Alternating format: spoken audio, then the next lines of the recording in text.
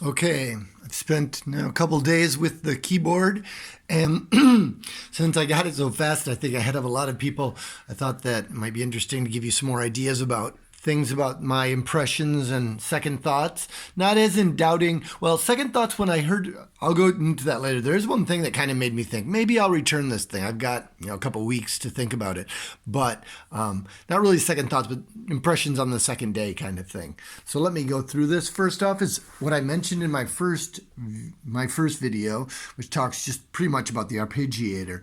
That when you turn this thing on, this is the first time I've had lots of electronic keyboards. First time where I push the button to turn it on, and it is definitely booting up. It takes time. You have to wait, and you don't have any sound. I'm pushing the key, and finally it comes on. Which it's not that long. It's not like booting up Windows or something, but it's not turning it on and instantly being able to sit down and play something, which is a little disappointing as things like your TV take longer and longer to boot up. When it used to be you'd turn it on and it was on.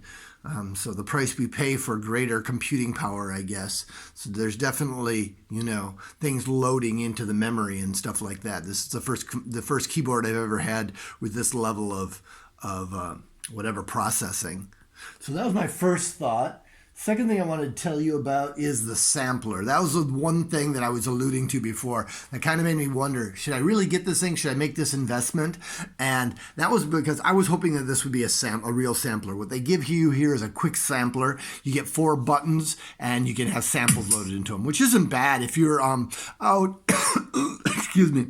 If you're a musician who likes to perform with a keyboard, I'm not. I perform more with a guitar. If you're like with a keyboard and you can have some sounds or background things going on, they give you some sounds and they're just one shots. Like you can hold them down and you can loop them here, which isn't bad if you want to have some sort of sounds going in the background and stuff. But it's not really a sampler when I would call a sampler. To me, a sampler is something like, show you what I have here. This is an old school Casio Sampler. SK5, it is an antique. I've had it for 100 years. And it's got a sampler. You can put 4 little samples on it. And I mean, this thing is just a baby. It's old. I didn't look up what year it's from, but it is old. I bought this thing used for $50 in the States years ago. And so I've got a sample here. If you can hear that, I'm gonna have to put it up close. And of course, you can change the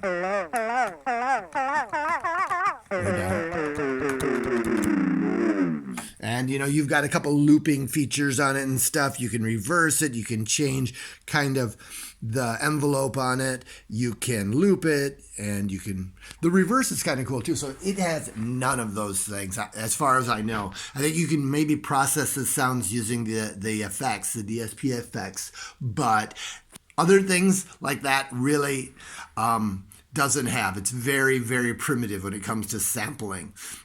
And I also owned the Microkorg micro sampler, which was a beast. It had almost too many features, and that I don't think they make it anymore. But if anyone knows of a good hardware sampler, a keyboard sampler that's on the market today, please leave it in the comments because I'd be curious to see what's out there. I've checked, years back. I haven't checked recently on what's available. So anyways, enough about the sampler. Really, really limited. You can download the manual or something and check it out and see exactly what it can and can't do. That was the thing that if this were, it's not a deal breaker because the second thing that I'm going to have to talk about is the keyboard and the keys and the feel of the keys. And I am by far not picky about keys. I've grown up, I grew up with a piano at home, so I know what a good piano feels like. And, none of these electronic keyboards at this price range under $500 or euros or anything are going to probably come close to that. But this one really noticeably feels good to the point where playing on it a couple of days, I go back to my old Casio and it feels cheaper. It feels less comfortable. I'll try to explain why. When you land the key, or it goes down to its lowest position, it feels more solid for some reason. There feels like there's less of a rebound to it. Okay. And just while pressing them, they just feel a little less springy, a little more balanced or something. I don't know exactly. I'm not an expert on keyboards, but that's my impression. Like I said, I'm not a purist when it comes to keyboard. I'm not a pianist, so I'm not that picky, but it's a noticeable difference. And if you are picking up an instrument and you can afford it, I would say that this is something that's worth it for the feel. And other people I've mentioned, I saw in previews of this that they'd improved the keyboard on the Yamaha, on this series of keyboards. So, you can find probably more information about that. Next thing is I was talking about the arpeggiator before, the good old arpeggiator here. And what I've noticed is that arpeggio only seems to work on some of the sounds, like on piano pop here, this guy over here, and a couple of these first ones. You don't have that option. All you have is harmonize. So there's another piano down here you can use with the arpeggiator, but it seems like it's limited. Like the arpeggiator doesn't work on all the different voices. It only works on some of them. That's what it seems to me. If I'm wrong, again, correct me in the comments or something. Let me know. So that's the idea of the arpeggiator I wanted to mention. Let's see. The other thing is that, I'm comparing this to an old CTK 651 Casio, which came out, I think, in the late 90s. I think I bought it around 2000. So you can, take that into consideration too. This is probably about 20 years of innovation and technology that's come since then. The last thing I wanted to mention is my sister, I was telling her she is a pianist, and she was asking me about the damper pedal. Now, damper pedal, if you don't know about pianos too much, you push this pedal down there. You see there's 3 pedals usually on a normal piano, and one of them, it kind of damps the sound on it, and you use that to, affect the sound of the piano.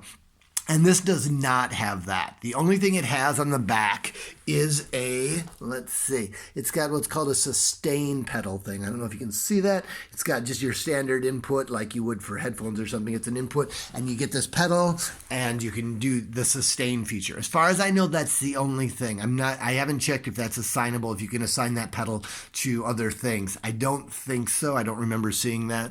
But again, correct me if I'm wrong, but no damper pedal. So if your piano teacher says you need a keyboard with a damper pedal, you're out of luck with this model. Okay? And just for general information, so there's also an EW series, which is the big brother of this keyboard. It's a little longer. I think it's 76 keys, and it's got more powerful speakers and things like that. So check those out. I'm sure you can find lots of info about that keyboard as well. You might see the two. Actually, I think the manual is pretty much the same for both of them. And then there's a few little things with asterisk that says only for the EW series, and the rest is pretty much the same. Like the electronics and the features and things are pretty much the same. It's a bit heavier because it's got heavier speakers and stuff in it. It's a bit bigger, longer, and it wouldn't fit into my setup, so that's why I didn't even consider it. Anyway, that's all I've got for now. Hope you enjoyed the video. You can check out my other one, which I did giving examples of the arpeggiator. And if you're interested, I'm an amateur musician. I go under the name SHT Music, Stupid Human Tricks Music. Check me out on Bandcamp or on YouTube. Thanks a lot. See you later. Bye-bye.